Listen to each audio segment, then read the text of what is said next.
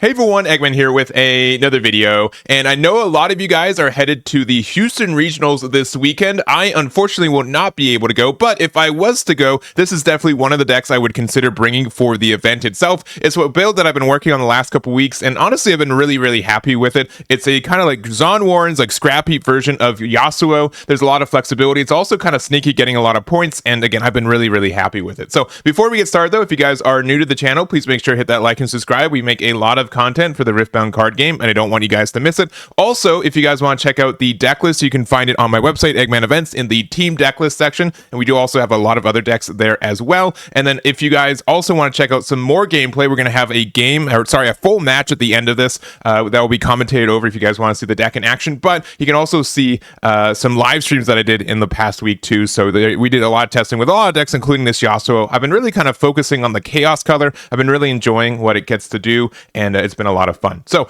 real quick, let's jump into the deck profile real quick. So in case you guys don't know what Yasuo is, probably one of the most straightforward legends in the game. You just pay 2 and tap it to move a friendly unit to or from your base. So pretty basic on how it works, and just being able to get all that additional movement is really great, especially when you try to get, capture all these points and such. So pretty solid card there. Our chosen champion for this one is the green 6-drop Yasuo. So when I attack, I deal damage equal to my might to an enemy unit here. So being able to, attack first, this can, do 12 damage onto a battlefield essentially by using its effect and then its own attack right. It's somewhat difficult to interact with and makes it so you are able to kind of do your damage first, which is great. So being able to use that to kind of get, this is kind of our prime removal card in the deck right now. And it's a little bit expensive to get out, right? You have to pay 6 to bring it out, and then you have to pay 2 more to be able to get the removal. But, to move it to get the removal, but otherwise I think it's pretty solid. So I do want to say real quick, so our runes, in case you guys want to know, we are running a 5 split of the Chaos and 7 split of Calm. I just find that we're using a little bit more of the Calm runes in general, so I ended up just making it 7 and 5, especially with this being a double Calm power. That does make it a bit of a difference, so that's kind of our switch there. And then I do want to also just kind of start with our first battlefield. This is the one that I play every time. It's Zon Warren's on the first one, and the reason for it is that we do have 3 copies of Scrap Heap in the main deck. So we do want to kind of focus on removing this as soon as possible. This also has the ability to find it off of the merchant here. So we do have the traveling merchant at 3 copies. So being able to, move this, which we are like the most move heavy deck in the game right now. So being able to do that and get like additional draws and stuff, which, kind of fuels into its own thing. And then also on the top end, we do have 3 copies of the Ryza. So that's kind of like the whole combo with this, is that, using the traveling merchant, using our ability from Yasuo, for example, even let's say we go first, we are able to say, all right, turn 1 we play out the merchant, we move it to the Warrens, discard 2, draw 2 essentially, and then we get to move it back if we don't have anything better to do with our ability afterwards. So we're able to get through 3 cards into our trash immediately. We get a lot of cycle that makes that our Rosses very easy. And the fact that we can also say, what, later in the game, this costs 3 or 4, right? We can say, all right, I'm playing this for 4. I'm going to use my legend ability to make it, cost 2 to move. 6 might just immediately onto a battlefield is really good right now. So I think all this just works really well together, and it's kind of the basis of the deck in general. The other kind of part for this is that we are running the stack deck, which is not a surprising card because it's one of the best cards in the game, but we are also playing 3 copies of the Nocturne. So this card, this is like a small little mighty mini advantage for the deck. If you don't hit it, you don't feel too bad about it. We also have 2 the Candlelit Sanctum for our second battlefield normally. Depends if we want to go first or second, but Candlelit Sanctum is really great. So we have these, and then we also do have the Poro 2-drop to help us find the Nocturne as well. I have been kind of thinking there are times where instead of using which this does help us to see if the top card of our deck is good or not. There are some times where we'd rather play the Stalwart Poro 2, so if you like that better. If you don't like the Nocturne package, that's fine. But there are some times where I can, the fact that Nocturne does have ganking does come up pretty often. So sometimes, you play it early, you play in back off of using a stack deck, which you can use this card on your opponent's turn, right? So being able to get that out, and then next turn is active, you can attack into one battlefield using the, legend ability to move it, and then you can ganking over to the other one. So there are some times where that kind of makes sense and helps out. So I think it's fine for the package as it is. If you don't like Nocturne as much, you don't have to include it, but it is a nice card. I don't really mind playing it out for the might cost as well either. So Other than that, the last kind of units that we have in this deck right now, we do have 3 copies of Sona. I really do enjoy having the Sona here, especially because we do kind of have to tap out sometimes of our runes because we do have to spend, the extra 2 for our Yasuo sometimes. So this is a pretty good compromise for that. Sometimes I do feel like the fact that you still have to recycle a might, a green rune for it is a little bit expensive. So I have also considered running some other cards. Like I know that the Wielder of the Water is also a pretty solid choice for this too. So if you want to do like maybe a 2-2 split, if you can find the room for it, that makes sense. And then our last card is the Mind Splitter. This is a newer card for the deck. Originally, I was on the Kane just because this card was really good at being able to, the fact that it has ganking and stuff. If you like the Kane instead, you definitely can for it. There's just like a lot of situations where I'm like, yeah, this can like move around a lot, but I find out that the 7 might that you get from Mind Splitter is just worth the extra cost for it a lot of the time. So I do think that that's just like a really good ability for Mind Splitter to be able to like not only rip a card from your opponent's hand, especially when we already have like so much hand advantage, mostly from like our early game, being able to like play extra cards from Candlelit Sanctum. Our last battlefield also is the Dreaming Tree, which we're going to look at our spells in a minute. There's going to be so many spells to work with. That all just kind of lines up and makes sense for it. So I really like the Splitter. This has been the new ad. I think for the video that I did earlier, the match that we did, we had Kane in the deck, but it did not come up, so don't worry about it. All right, so like half of our deck is spells, and I think that makes sense based on what we're doing. There's also just more spells that I've already put aside, like the stack deck and everything. So, but the kind of idea for this is that we do kind of have all this, like we have to keep one of our units alive a lot. We have a lot of defensive stuff for it. We have a lot of ways to interact, and having those extra runes open from something like Sona can be very, very helpful. So, all right, 3 Defy. I think a lot of these are just going to be really self-explanatory. Defy, on guard. We've got the Discipline as well. Just some of the great, green spells that exist right now. The Discipline, being able to get out of attack and not lose card advantage is great. Unguard to get the +2. The fact that any of these buffs can also work on Yasuo, so he can hit harder when you need to do that is great. So I think all that is fantastic. So pretty self-explanatory. We do have 2 copies of Ride the Wind. If you want to play 3, you can. We're a little bit tight in deck space, and honestly, we only need like 1 or 2 of these to resolve most of the time. So, I don't really mind, especially because, again, you're going to see we have so much cycle with it, right, that we don't need it. We have 3 copies of Find Your Center, especially since there are some sneaky times where, for example, if we do have a Sona play and there's like not needed, we're not worried about, spending the resources otherwise, we can Find Your Center on your opponent's turn and get that extra draw and cycle. So that helps us a lot. And then lastly, we do have 2 copies of Zhonya's Hourglass.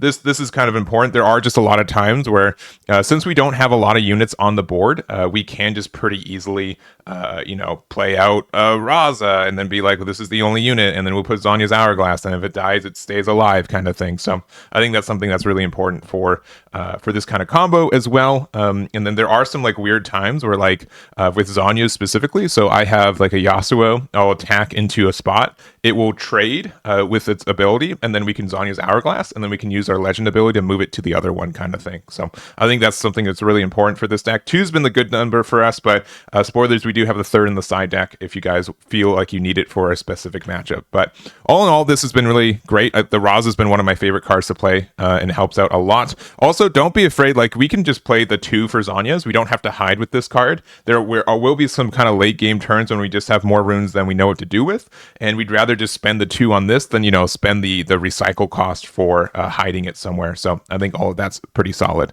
All right, last kind of cards. So these are our side deck cards. I'm still kind of working on it, and I won't say the side deck's been like my best thing, but the kind of nice thing that I like about this build too is that, again, since we play 3 copies of the scrap heap in the main for game 1, we can just side these out very easily, and that just means that we have at least 3 spots for counterplay almost automatically from there. So cards I've chosen, 2 Fight or Flight. This is really good against specifically decks that also play like Thousand Watcher. This can be really helpful. There are also some weird like late game scenarios. So let's say you have a unit in your base.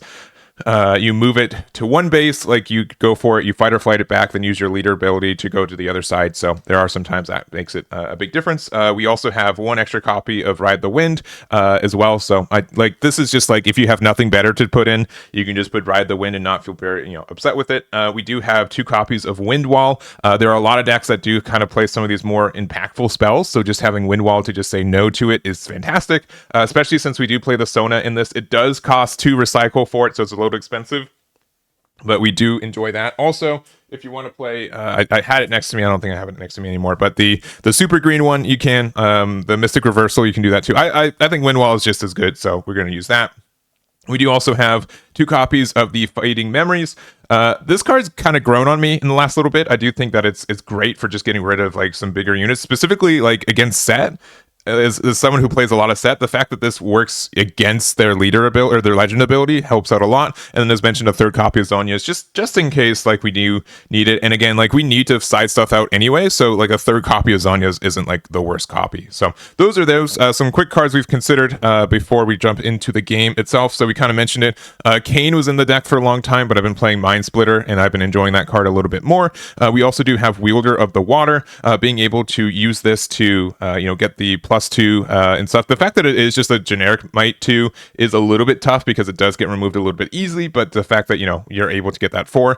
We've talked about Tasty Feyfolk as well, so being able to accelerate, the fact that it does channel 2 on death and lets you draw 1 is good, so it's not a terrible card. And then White Flame Protector, I would still consider this card. It's not a bad card, and the fact that you can turn any of your units into like a 10 might thing is good. I just find like it's a little bit too expensive at times, and you do need like another unit, and we don't really have as many tiny units in the deck that you can benefit from it, right? But obviously like the super combo of being able to say like, oh, I'm going to put on Yasuo and then it's attacking for essentially 28 into a battlefield is absurd, right? So that does kind of make it like a really good combo, but I think it's like a little bit too expensive for what it is. But I don't think if you're playing any of these cards, I don't think I would chastise you for doing so. They're just not in the build currently, and I haven't thought of rotation for it. So the last card is like there's the Gear Mask that like if you battle alone you get the +1.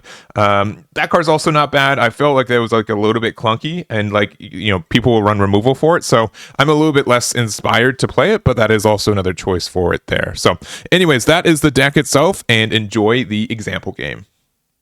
All right, so we've got the game here. We've got myself on the left with Yasuo, and we have Yonas on the right with Kai'Sa, the definer of the format. We both got 7s. I end up getting a 9, and Yonas ends up getting another 7, so I'm going to end up going first. We've got the Zon Warrens, as mentioned, and we have Yonas on the other side with Dreaming Tree. So 2 pretty good battlefields for us specifically. We do really appreciate being able to also get draws from targeting our own units. We're going to look at the top 4 of our deck. We're going to put 2 to the bottom, and yeah, draw another 2. Yonas is looking at their own, and they end up just recycling 1 as well. And we're going to get the fist bump and start us off. So I got 2 of the Chaos Runes off the rip there. And from there, we are a pretty good Yasuo player. So we do have the Traveling Merchant, and we get to pass. Probably the best opener for this deck right now. Also just having the Poro. Not too terrible, but being able to, have the, the fish here and also have the Zon Warrens is very, very good. So we're going to go from there. We're going to get a draw 2. Draw 2 runes, so we're at 4 right now. We get a draw for turn, but we are going to get the merchant effect. We're going to get the ability to discard 1 card and draw 1. So we discard an unguard to draw 1, and then we get the point, so we will be at 1 point, and we get another discard 1 and another draw 1. So sometimes I do feel like it'd be way better if it was a draw 1 than discard, but also if you're at 0 cards in hand, you do get to just get a free draw, so that is nice. We are going to play out the Sona there, so trying to kind of defend this, so we do have to recycle 1 green rune, and then we get to restand the rest of the 3 there and pass it back. So we have a pretty good spot here. There could have been contention to say that instead of like the Zon Warrens, we could have like done the Dreaming Tree too, but I think we're in a pretty good spot. So we are at 2 Engards in our hands, so it might be our hand is kind of stacked. We're just moving safely to the Dreaming Tree, getting the point there. No contention there at all. Well, actually, maybe some Ride the Wind. Yeah, exactly, Ride the Wind. So we're going to use the Ride the Wind there. We're going to move it over to this. So we will be at a 4 to their 2 right now, and this will potentially get us another point. They're going to play just the retreat here, so not being able to do anything to interact with it. Going to get it back. They are going to get the draw from the Dreaming Tree, but we will be at 2 points here because of the wind being able to take that. So not too bad of a start for us. We're going to just be at 4 pretty quickly. And luckily they didn't have a falling star. So we will be at 4 with the double points from the Sona and the fish. And we will be getting 1 green rune. So we will likely be trying to push back. But having like half the points on like turn 3 is pretty good here. We're going to just play the stack deck. Look at the top 3. And let's see what we get. Ends up just picking. Oh, I guess sorry, we don't have to even reveal. I think I get a discipline to hand if I remember correctly. So we do get the just another one. Spoilers. So another stack deck here, looking top 3. We do end up getting the Nocturne, and so one mistake is that I should have recycled a purple rune here. We're gonna see that mistake hit me a little bit later, but we will be playing that in the back there, and then from the other card, it looks like it's either a yeah, I think it's Raza we get off the top there, but you can see with like the combination of the stack decks and the traveling merchant, like we just end up getting so many cards in our trash so quickly. We're already at 5. We're going to be at 6 if we move the merchant there, and we do also have the Poro. So we're going to spend that for 2. We're going to look at the top card of our deck. It looks like it's going to be a Find Your Center, and we're going to keep it at the top there, and then from there. Really considering if we want to, I guess if we want to keep it there. Yeah, we are going to keep it there. We're going to move the Traveling Merchant. So now we get to draw it. We're going to discard a Raza there, which maybe we should have discarded the Defy that was in hand. But there is like some issue with this deck where we get a lot of cycle, but you have to make sure you know what cards you actually need. And there's like this rare scenario where you have like quote unquote the perfect hand, and you still have to discard something to get like a draw, and likely something that's worse. So that is a bit of a skill for it. But we do have the rain there, and that's going to be really difficult to deal with. So it is going to be we're going to make sure that they point it at it correctly. But we have what I think we have just a lot on board, right? Like we can, I think we have a discipline hand. We can technically save something if we so wanted, but I don't feel like it would have been worth, especially because like the they double targeted the Sona. It would have been or sorry, triple targeted the Sona. Yeah. Maybe we should have, maybe we could have saved it. So anyways, we got Find Your Center. We are going to just get the ramp 1, draw 1 from that ability. And, we are okay with them spending their whole turn on that, especially since, we are inclined to really be able to beat up one of these spots here. So being able to play the Legion there, go to 2 points, and then it's going to pass back to us. So this is kind of the point though where like, yeah, we got double purple rune here, and we discarded the Raza a little bit earlier. So I'm going to say that this game was a bit tough for me, and I definitely could have played a little bit better. But that's also kind of like why I think this deck is so fun, because there's like the sequencing is really important. The combination of moves are really good too, and we're just going to pass it back to Yonas. So 4 points already. Yeah, going to start just moving stuff back as well. Yeah, no need to keep it on there. And then for 4, we're going to play out a sentry and another student, and we're just going to pass there. We're going to be at 8, and there are our 2 other green runes, so I guess we'll get that out there. All right, we are just going to play Raza. So I think it's the top deck. That was the top deck for us. So we are just going to move it to the Dreaming Tree. It's going to be at 6. We're going to be at 5 points there. And I think we just are kind of inclined to keep these cards open. Yeah, these runes open, because we do have a lot of things we can do on our opponent's turn too. So, all right. This would be a very good Thousand Tail Watcher turn, so we'll see if that ends up being the case. It will. One thing about Yonas that you'll find is that he will always have a Thousand Tail Watcher when it's most convenient. It's a really good skill of his, and I'm quite jealous of it. So we are going to go 7 into 3 right now with the Thousand Tail Watcher.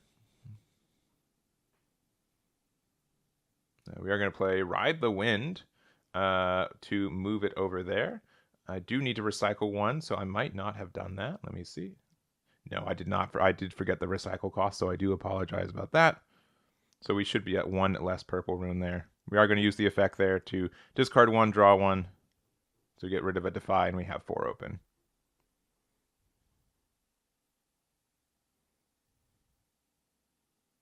All right, so from there we do have a 3, 2.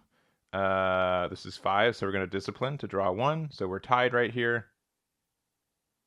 And we do have our 3rd copy of Engard. So this is a 7 to 5, and we will be able to defend this.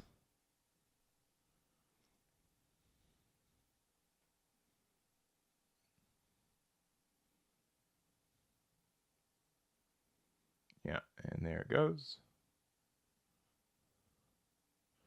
Drawing 1 from the sentry. And then Yonas was thinking for a long time here.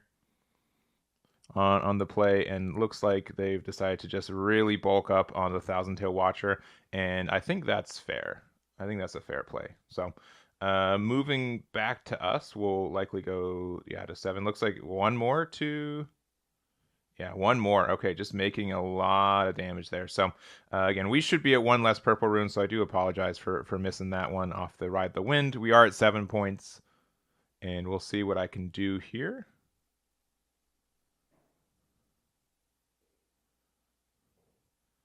All right, let's see. We do have a lot of defensive spells as well. If we just hold the Zon Warrens, we also end up winning too. So looks like we are going to play the Merchant for 2. And then we're going to use 2 for our Legend ability here to move it. Yeah, still at 7 points. Yeah, just I don't know why we upticked it. But yeah, get a discard 1 for the Kayn and draw 1. Yeah, we were playing Kayn instead of the Mind Splitter in this build, but spoilers, it does not matter in this matchup.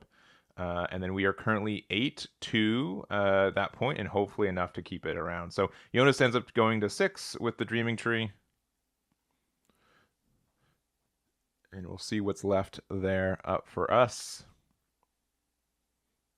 One thing to note, too, is that we have not seen a single scrap in our entire deck, despite having a lot of those. So it's going to be the Retreat, get a discard 1, a draw 1 and a ramp 1 off that, since we're putting the Thousand Tail Watcher back into our hand.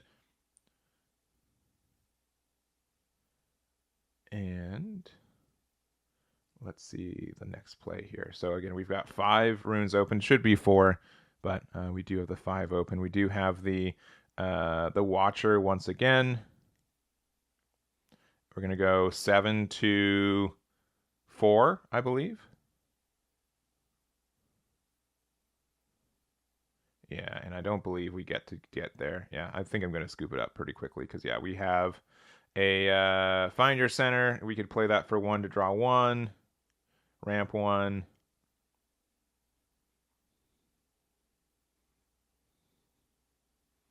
And with 4 open, yeah, we can't do anything about it. Like, we can, like, double Discipline if we had it, but I think we've pretty much gone through all of our buff spells, so not much we can do there. And it's going to go back to us. So, all right, we are at the full 12. We should be at 11, but that's okay. Spoilers, there's nothing I can do about here. Yonas just has to hold one of these points. He's got a good amount of might on both points as is.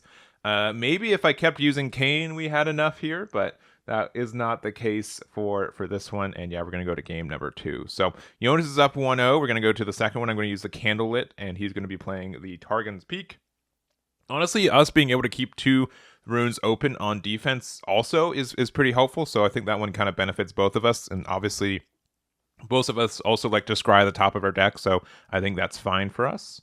I am going to end up going first again as well. So we're going to see on mulligans, thinking about putting 2 back, and those are the 2 for Yonas.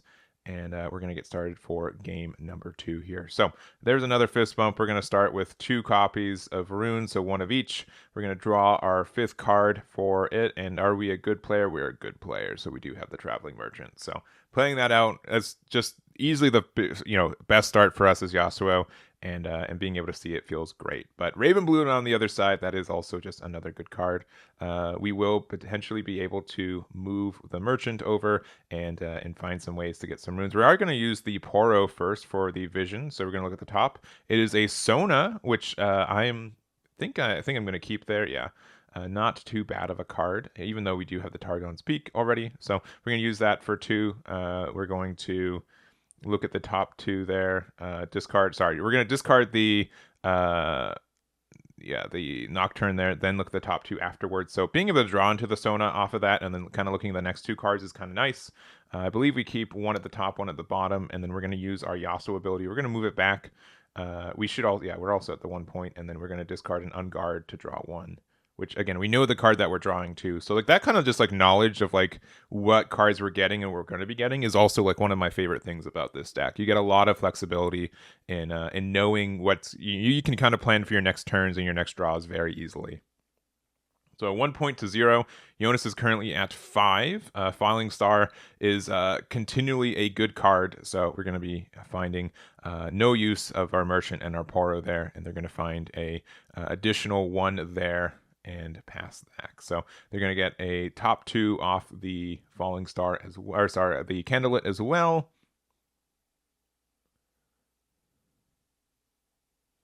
And yeah, put it to the top there. All right. And passing with 3 open. All right, we are at 6 ourselves. We're just going to play out the Sona here. We're going to recycle 1, and then we're going to use our Legend ability. We're going to put it in the Targon's Peak. And hopefully they don't have the action to remove this. And they do not. So we get the point, we're at 2, and then with Targon's Peak and Sona's ability, we just get all of our runes back, which feels really good. Like these kind of abilities are really nice for the deck here. So moving the Bloom back, we're going to play out the Kaiser. They're not going to accelerate it, and they're going to pass it back to us. So we're going to start at 3 points here. Sona's going to be active as well. Thank you, Yonas. We currently have 7 runes to play with. Which, if I want to play Yasuo out early, I could. There's, I can also like play it like a Raza if I want to try to, or find ways to try to get more cards into my my discard with Raza too, or for Raza. But looks like we're gonna paying out the 6 for the Yasuo. Yeah, I think this is fine. It is, a little bit rune intensive once again, but then we do get to kind of pass with all of our runes open if we want to. Yeah, we will be doing that. So we still have the 5 open. Yasuo is in the back, and I'd say he's pretty safe out of anything besides like the signature spell here. So we're probably good. All right, Thousand Tail Watcher hits the board once again. Being able to use that, I think there's a good chance that Sona will be at the end step for this, but we'll see. Currently only has 1 open, so being able to say that they do get to tap out is good. The kind of the issue is that with if they get the Targon's Peak here, they're in a bad we're in a bad spot. But we do see a 4 to a 1. And I will have to decide if I want to like double discipline. Looks like I'm going to ride the wind, so another minus here. There we go. We caught it that time. My apologies for, again, the first one. I'm going to just keep apologizing. I know you guys are probably not even in your head, but it's something I need to, it's I don't know what it is, but, you have to make sure you pay the cost for it. So we get our 3rd point here. We do get to look at the Candlelit Sanctum. If we find a Nocturne off the top here, kind of good. But I don't think that's the case. But we get to rearrange the 2. It looks like we're putting both on the bottom here. And we're going to be on the other one with a 1.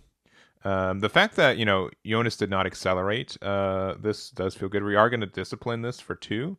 So we are going to be at 3 and get the draw after this resolves. Yeah, so we get to draw 1.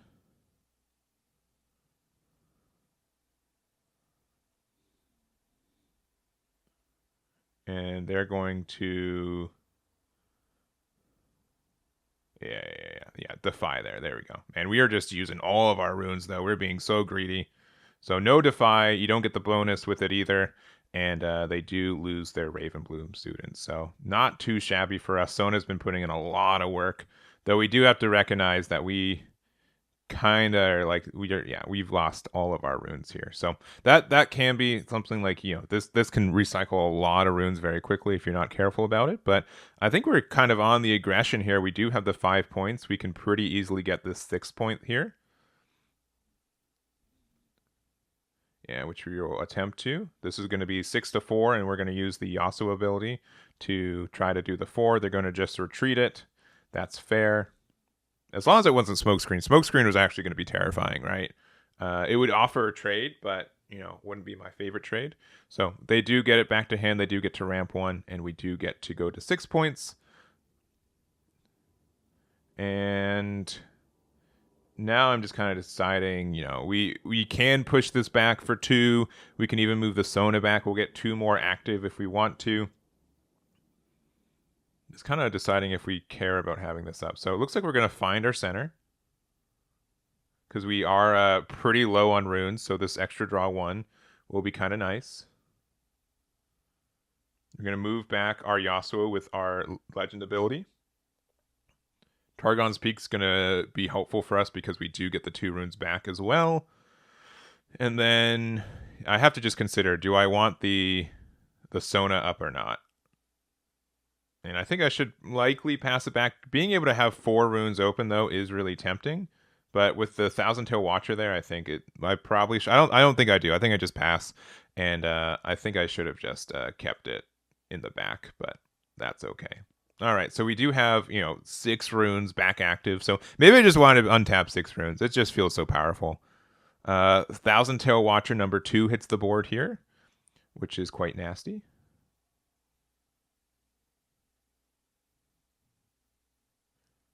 All right. And that will be, we're going to just, okay. That, you know what? Now I remember why. Yeah, Find Your Center, just to have another one open for this was worth it by itself because I did need the more draw and runes. It did not matter about the Sona as much. Yeah, all right, past Eggman, you did some okay plays. I can see what you were doing. All right, Falling Star on my Yasuo, which we let happen. I think I did have a Discipline in hand, though, so I'm surprised I didn't play that to save it, but... and also reminding Yonas about the candlelit there. And all right, so we will be passing there. We do have a lot of runes now all of a sudden, which is quite nice. Yeah, and I think we have like the full 10 in our trash here, if not very close. So we're going to recycle 1, I think, or just use it early, and then we get to put it to the bottom there. So this came out for quote-unquote free. I'm so bad at untapping my legend, but we're going to use the ability there for 2 and tap it up there. So we'll see how that goes. Yeah, so we only tapped 1, but it's because we pre-tapped the other one. We did that. So we're at 8 here to their 7. They're going to try to stupefy. Yeah, I don't know why I didn't just discipline save my Yasuo last turn. I think that could have been better. I don't know who needs to hear this, but sometimes like watching your previous games will help you a lot. You'll be like, what was I doing? Why was this the play? So we get the ability there. So we get our 7th point. We're going to look at the top 2 cards of our deck. We do find a Nocturne, which is going to be very nice. We're going to recycle a purple. So, and I think we're just going to say, you know what? If you have your 3rd Thousand Tail Watcher, you're just a better player than us, and we can't really do anything about that. So we're just going to, I think we're going to put it onto the Sanctum itself. Yeah, there we go. So now we currently have 10 might there. And then with the remaining, what do we have? 4 there. We're going to put a Poro there. Vision to look top 1. Not another copy of the Nocturne, but that's fine. We're going to then play a Raza there too. Which I think I could have done it better. I just have to recycle 1. That's right. So I keep 2 open. Yeah.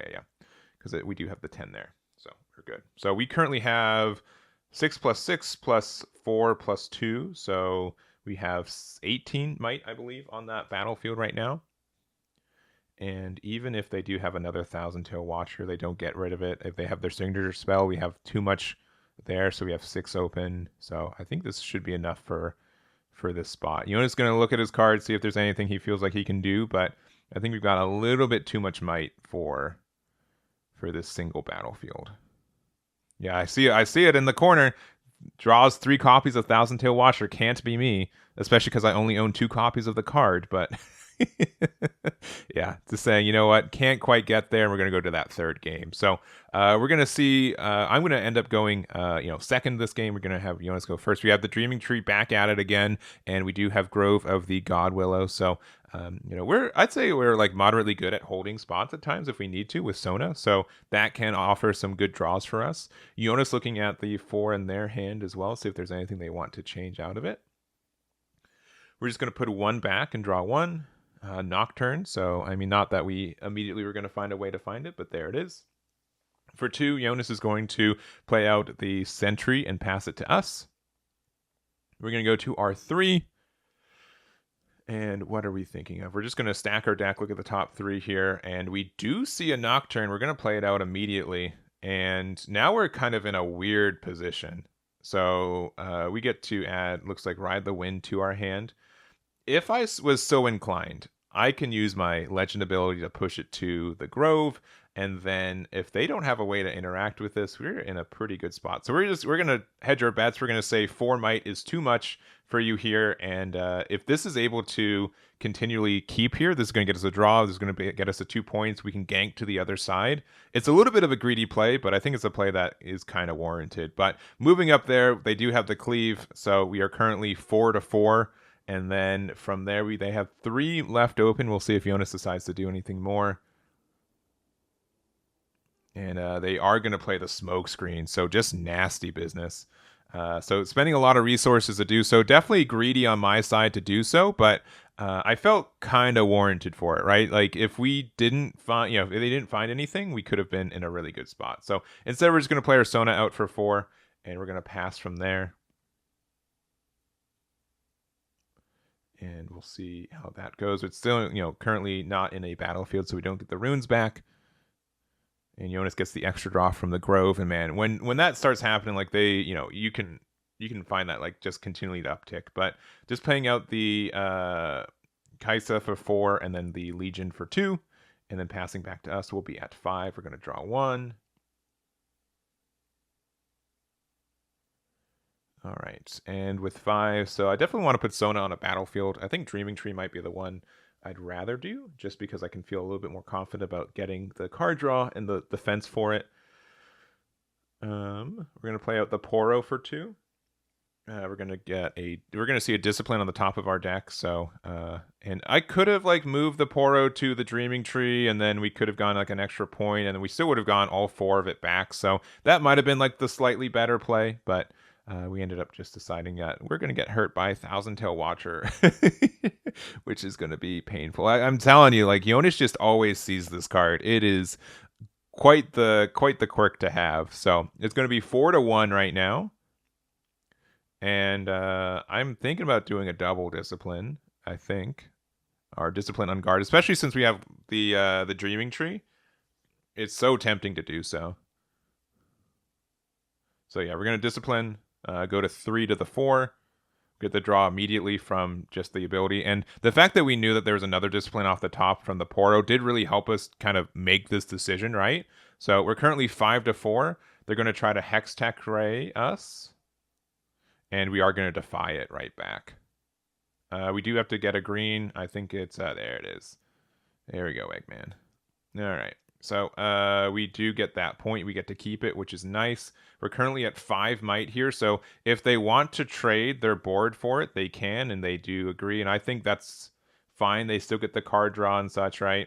It means that we probably could have moved the Poro up to the other point because we'd be at 4 points right now in a card draw based off the plays that they did. But I think, yeah, looks like that. Yeah, we could have gone that sneaky point off the Poro. Oh, well. All right, so we are at 6 resources right now, or 6 runes. Looks like we are going to move the Poro now somewhere. We're moving it to the Dreaming Tree. We'll be at 3 points. We're going to play out the Merchant, and then for 2, we're going to use our Legend ability to move it there, discard a Nocturne to draw 1, and then we do get a 4th point there. So we still get there, but man, being able to be potentially, at 5 points right now, get an extra draw, would have been a little bit nicer. All right. Well, yeah, going into the Merchant, I don't think there's much I can do about that, so that will end up being the case. There we go. Yonas will be at 3 points. They do have the Darius here, so card number 1 for turn. And then card number 2 will be a Raven. So we get to move there. There goes the Poro. And having both these on battlefields are pretty nasty and going to be kind of difficult to deal with. So, yeah, going to 4 and back to us. Look through the amount of cards in my trash, and I think I have enough for an ability for a Raza, but we're going to stack deck first, and it looks like we end up finding another Nocturne, so not a terrible card for us. And we're looking between Ride the Wind and Zhonya's Hourglass, and looks like we get a Zhonya's Hourglass to our hand here. And it's really nice too, like whenever like there's like a point where like if you're trying to play Raza for the turn, stack deck is just like you know, it's you spend one to put one more card in your trash, right? So it's never the worst card. We're gonna go 6 to 5. I'm gonna retreat it, and I think we'll have to just be okay with that.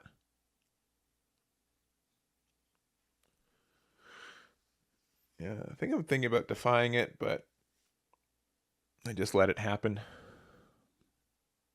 Yep, so it gets the retreat. We're at 5 points.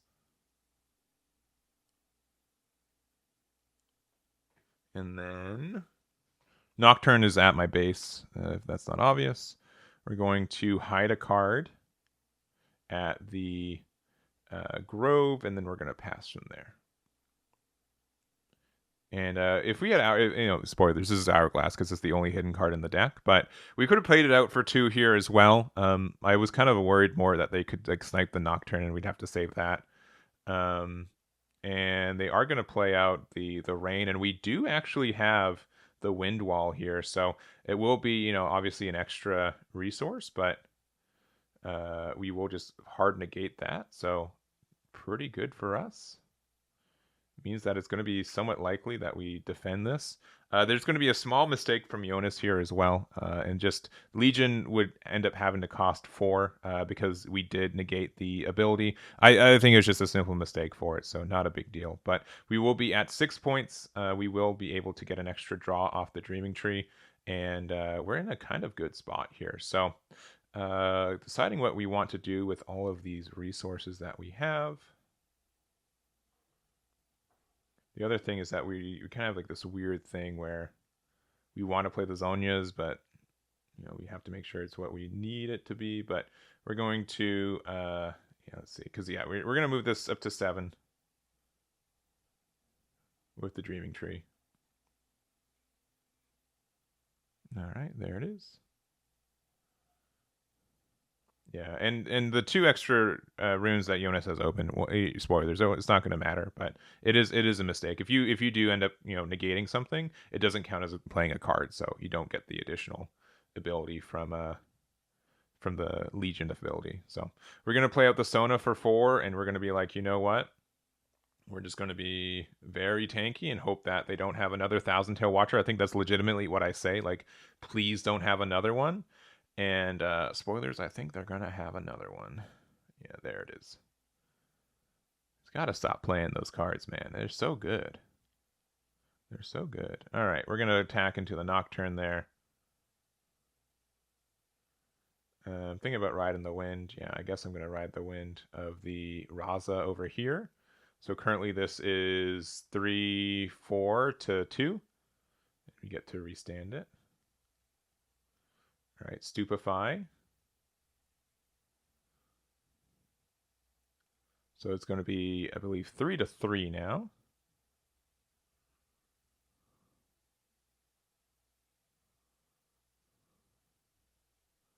Yeah, there it is. I probably should have flipped the Zhonyas there to save the Raza. So a little bit of mistake on my side. Because you can flip it on reaction and then you can bring it back. So we are going to lose the Sona there. And then Yonas will be at 6 points. You can put...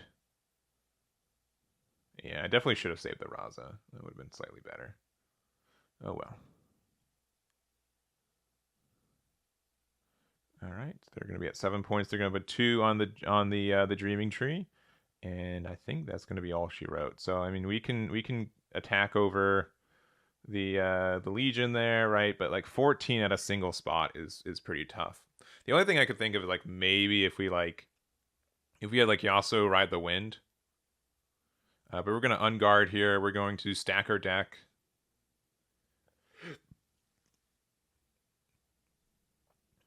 We're going to play another Unguard, so we're at 8 here. So we get rid of one of these Thousand Tails. And Yonas gets the game. So honestly, again, I do think this deck is a little bit tricky. I do apologize for any of the mistakes for any of these. I still intend, like, this is one of the hardest games to play, with 100% accuracy. So if there's any other mistakes that I didn't catch that you guys can catch, let us know. You can even tell, like, even watching back through our games, that there's like things like, man, I could have done something different. There might have been some better plays, but sincerely, I do really like this deck and everything that goes with it. So thank you guys so much for watching. Really do appreciate it. If you're going to Houston, have a safe travel. Have a good time there, and we'll catch you all next time.